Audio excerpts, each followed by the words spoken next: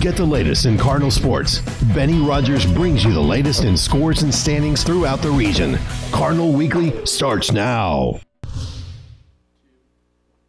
Welcome to another edition of Cardinal Weekly presented by the Cardinal Sports Network. I'm Benny Rogers, the Sports Information Officer here at the college. Athletic Director, Head Football Coach Brad Smiley is going to be stopping by for a visit in a couple of minutes to talk about the signing class he and his staff recently assembled. But first, let's touch on some of the other headlines in the world of sports here at TVCC. The Lady Cardinal softball team went 5-0 this past weekend in the Lamar State Tournament in Port Arthur. The 5 wins improved Coach Ashley Johnson's squad to 8-4 on the year. The Lady Cardinals are in Weatherford for a tournament action this weekend. Next weekend, the Lady Cardinals will be playing in the crossover tournament in Longview. The Cardinal basketball team continues to rock along and lead the way in Region 14 Conference. Coach Chris Ballman's squad, ranked number 10 nationally, was 23-3 on the season and 13-2 in the conference, going to a home game Wednesday night against Panola. That ball could have been easily called goaltending. Cardinals have the numbers and miss it. Kentrell Washington misses the tip, but Octavius Ellis does not. The big 6'10 sophomore gets the points on the board. No good. There's Ellis with a rebound. He loses it, and boy, Malcolm Williams does not miss it, folks. My goodness, dunk you very much. And the Ponies turn it over on the inbounds, and Ingram takes it home, and the Cardinals have a 68-62 lead, and the Ponies turn it over, throw it away. Now the Cardinals can kind of reset things here. 78-70 is going to be our final.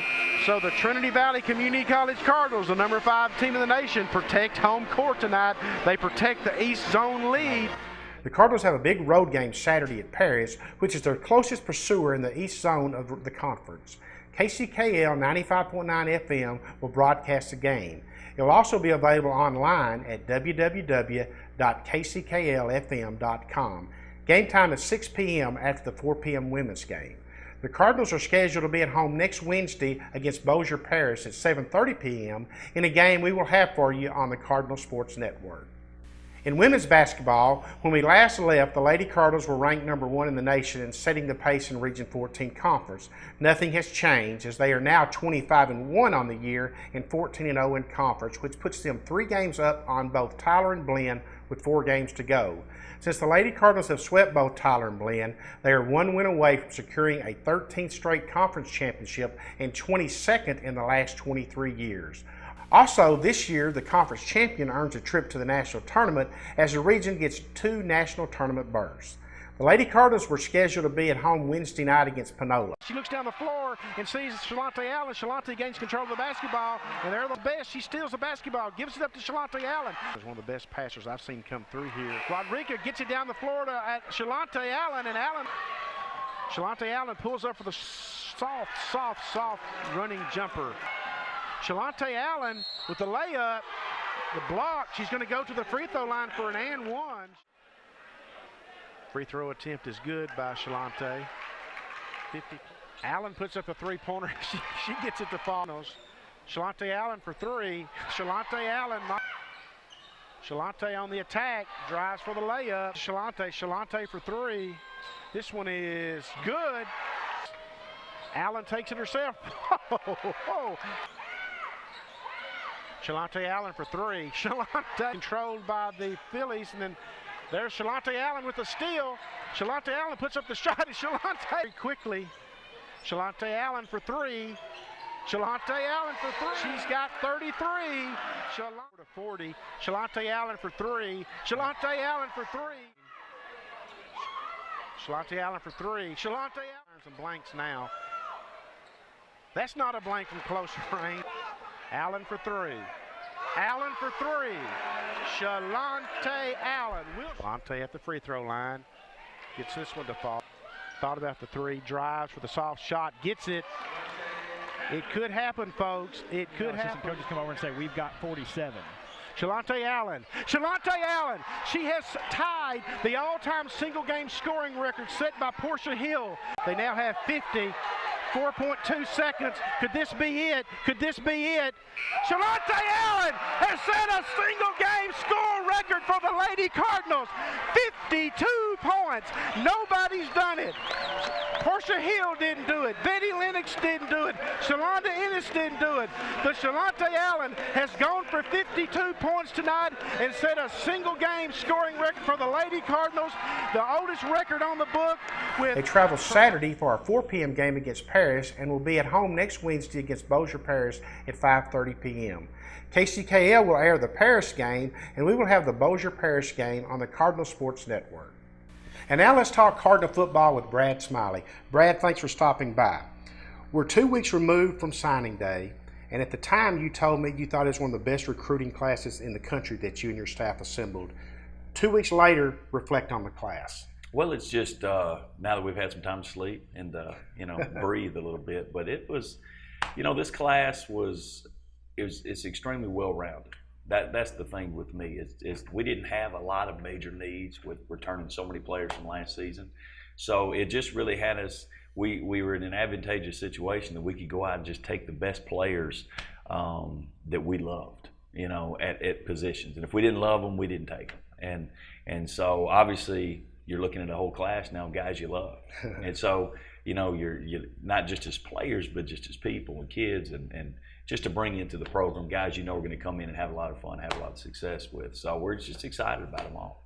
What are some of the names that obviously fans won't recognize now, but as soon as these young men arrive on campus, they're going to recognize them real soon? Well, I think obviously the position that gets the most attention is quarterback. Last year we had to replace a great quarterback, had a great career here in his one season, Ryan Polite, and even Hunter McCoy, who had a great 2 seasons with us, and did a great job in a role as a backup this year and started several games as a freshman. But losing those guys, left us with Monty James, one on campus. So we knew we had to go out and address the quarterback need, probably the most pressing need that we had to address.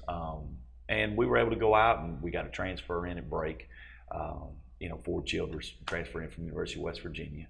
He was I think the number 12 rated quarterback in the country coming out of high school, started a couple games in the Big 12 last year, West Virginia. So it was exciting for us to get another guy like Ryan to come in and compete who had played at that level, had played at the highest level, to be coached and competed in that arena.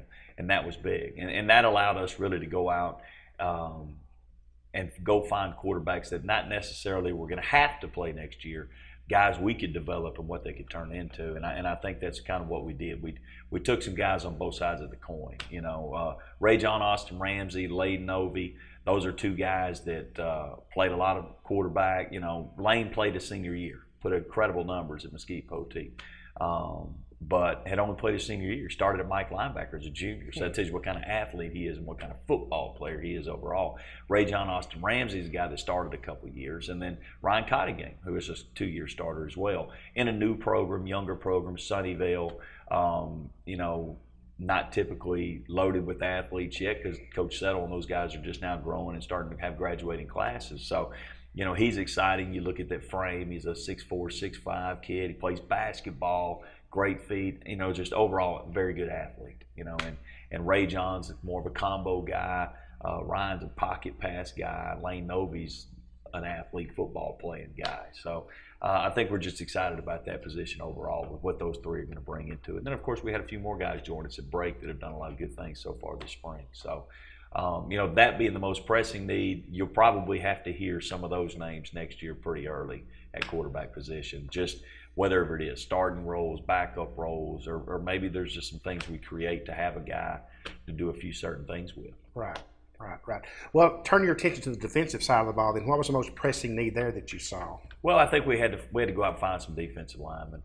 As every year, it doesn't junior high to the NFL, you can never have enough of them. So I think one guy that Chance Rogans was our first commit, of the recruiting season, and he was that defensive lineman everybody was going after, and it was exciting to see a guy like Chance who was loyal to us because he committed really early in the process, had visits set up and offers from everywhere, and he canceled them all and he stuck with his commitment. So that just shows you a lot of the character of that kid and the program that he comes from. Sam McElroy, the head coach at Naaman Forest now, a lot of us known him for a long time in this business, and he and his family to come in and love it, fall in love with the place, know it was the best place for him to stick with. It was great. Chance is a 6'4", he played around 270, 275, probably finished, about 255, 260 now. He could play end. He could play inside. He's cut from the mold of a lot of the guys that we've had success with these last few years, those flat belly inside guys like Justin Thomas, and some guys like that could play either or. Keandre Love this year for us. He's a freshman who'll be a sophomore next year for us. So, that's exciting. Rashad Williams from Marshall, same type of body, 6'4", he's 270 pounds. He can really run. Kobe Priest, just a big athlete, really. Kobe, we're going to start him on the defensive line side of the ball. He's just a big body that moves really well, but he could easily flip to the other side of the ball. Leon Harwell Jr. was an exciting get. He was the player of the year in the state of Louisiana. 2A class 2A, every all-state team, every player of the year award he could get it, he picked it up. He's very athletic at 275 pounds, 6'1", but moves really well. Very highly skilled kid, very impressive on the basketball court. Well, that body moving that way, and it's really dangerous. So, inside we feel like we've addressed some needs and did a very good job. And defensive end wise, same thing. Brahma Howe's a guy that just last year we did for the first time really got down to San Antonio. And Coach Brian did a great job last year getting to San Antonio. We signed George Robertson and Garrett Gunner and some different guys out of there. But this year, hitting it hard again. Coach Patterson had a background in that from when he was at Kingsville. He knows them all very well. So, Brahma to me is he's exciting. You cut on the film and you watch him, and he can play. He really moves very well, runs well, high motor guy. So should be a lot of fun. I'm excited about all of them. I think they all really did a great job. Cardinal Best, Lil Elm, also double signed with Division I school, and he's just a big body defensive end right now, 6'5", 255, somewhere in that range. His brother was smaller than him in high school, supposedly. His brother's starting tight end at TCU now, and his brother's over 275 pounds, now. So he's going to be an edge player inside, same thing, just a lot of length and good speed. As you and your coaches went out on the recruiting trail, starting back in the fall, what's the biggest difference coming off a season like we had? You go 10-2, you go to a bowl game, you win the bowl game, you set all kind of school records, national records, ranked 5th nationally, versus when you come off a season when things didn't go quite as well. Right. Well, the thing is, the last few years we've been able to point to a lot of our success off the field, and for 2 years in a row, in 12 and 13, we led the country with Division I signees. 19 last year, 16 the year before. So obviously we had a lot of the success, and typically what a 2-year program signee's looking for is what place can get me to the next level, what place can put me at the highest levels, sign with Division I schools for whatever reason, whether it been grades or academic issues, or maybe they just didn't get recruited like they wanted to, maybe they were hurt in high school, whatever it was. That's why they came to this level, and we showed the ability to move these guys on at a greater rate than anybody in the country. Of course, then it always comes back to a lot of times wins and losses, especially when you're in that close recruiting battle. Mm-hmm. So this year, like talking about Chance earlier, and Philip Baptiste, wide receiver from Copper's Cove, these guys, they were like, whoa, slam dunk. They put more guys out than anybody in the country, and now they're winning championships. What's a slam dunk? This place gives me an opportunity to do exactly what I want to do: graduate, win championships, earn scholarships, and move on to the next level. So I think that's a big part of it. And then, of course, dealing with the Division I schools that we work with in recruiting. Byron Daniels, here's a Texas Tech signee, a wide receiver.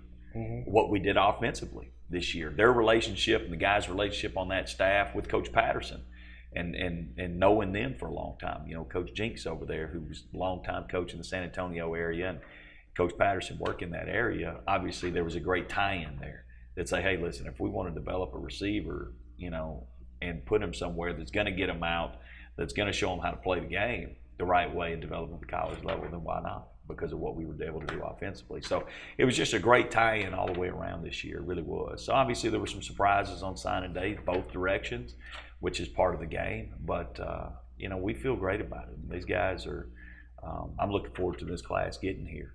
Talk about your coaching staff and all the hours and the time, and they were away from their families, and the effort they put into assembling a recruiting class of this nature. Well, this year was because we played so late. We never had a break, in the seasons that we didn't make a bowl game. Let's take last year, for example, in 2012. and we weren't in a bowl and your season's over, you're able to go devote some time and hit it in November like that. This year, we really, you know, when the decisions were first made, you know, that when we win the championship, all right, we've got about a week. Everybody get a couple days on the road and get out while we're waiting to get film and find out who we're playing in the bowls and doing all these types of things. You know, everybody hit the road for a couple days, and then we're back in the office and breaking down film and putting together game plans and, you know, working through, you know, Thanksgiving and, you know, trying to get things prepared and practicing on Thanksgiving break. And so it really did, it obviously takes some time away from your families, but, you know, and the sacrifices that we make. But this is what we do.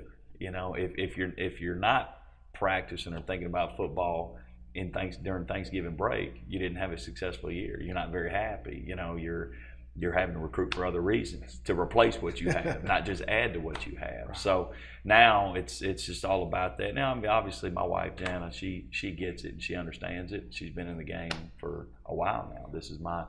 I'm going on my 20th year in college coaching, and we've been married for 17 years now, but, you know, we were dating the other year. So it's really all she knows and she understands. So, you know, you got to take some time when you're out on the road to maybe hit some malls at night or something, do some Christmas shopping, get some things done. But they understand and they get it. Before we let you go, Brad, I want to let you put your athletic director's hat on, and let's talk about the athletic program as a whole and the success we've experienced within this last year. Right. It really is. We have a great team here at Trinity Valley. We really do. As far as the coaches concerned from all the sports, the assistants, I think everyone just gets it. They understand what we're here for, and they work so hard and do such a great job, you know, representing their programs and taking care of their business. And we do want it to be a situation where, you know, there's a lot of pride within this school and within this community and the alumni. We've always been very successful in all that we did, not just athletics, but from the athletic side, there's not many programs in the country that can boast what we boast. And, you know, just looking at last year's 2013 calendar year, you know, every program makes it to the regional level. You know, 3 of the 5 go to postseason play on the national levels, you know, national titles and conference titles and regional titles and those types of things. Right now, you know, football finished top 5 in the country. Both men's and women's right now are top 10 in the country. The women are number 1, you know, after, you know, beating Kilgore. You know, in basketball, our men's team's probably going to jump up top 5. They got a chance to jump up top 5. They got a chance to lock down the conference championship. Women already locked down the conference championship. You know, our volleyball team in a young program, here we are coming off several years in a row going to the regional and making semifinals. Right. You know, Coach Spain, just talking with her yesterday, she's excited because she's got her, for the first time, she's sitting on her 15 recruits and she's got her full allotment in there. And I think everyone knows, you know, softball coming off a national appearance last year, going to nationals, and Coach Johnson, this team, very talented. They got a chance to win it this year, regular season, and go to nationals again. I think, you know, I have full confidence this is the year that we get our 10th national title in cheer. You know, these back-to-back years of runners-up, and now we're sitting on a very talented team. Although Coach Franklin, I know we've been dealing with some injuries, but they'll get it right. I think it's just right now everything's great. But it's a true testament to the team as a whole, as far as the coaches, the assistants, you know, Lucy Strong, you know, just Dr. Forgy, our president, Dr. Kinzer, you know, vice president of student affairs. I mean, these are the people that help make this place successful because they give the support that's there, and not necessarily financial, but just the moral support. This is what you want to do with your program. This is where you want to take it. You have a vision for it. Go do it. You know, just keep taking great care of the student athlete. And that's what everybody in our department does. They just do a great job of taking care of the student athlete in all facets and helping, because not only the championship successes are there and the rankings are there and the regional championship successes are there, but if you just look at where our student athletes as a whole are going on and moving their careers to, and, you know, I mean, last year was amazing. You know, just the schools, you take all the sports and you start throwing schools out there, SECs and Big 12s and Big 10s, and it's just a really amazing thing. And it's fun. And that's what we're here for. We're here to help these kids come through here and go realize their dreams, and that's what's happening. So I think that's why you see a lot of success. Well, Brad, thanks for stopping by. We'll check in with you later as we get deeper into the spring semester. That's Coach Brad Smiley, our athletic director and head football coach here at Trinity Valley Community College. That's going to wrap it up for this edition of Cardinal Weekly. For the Cardinal Sports Network, this is Benny Rogers reporting.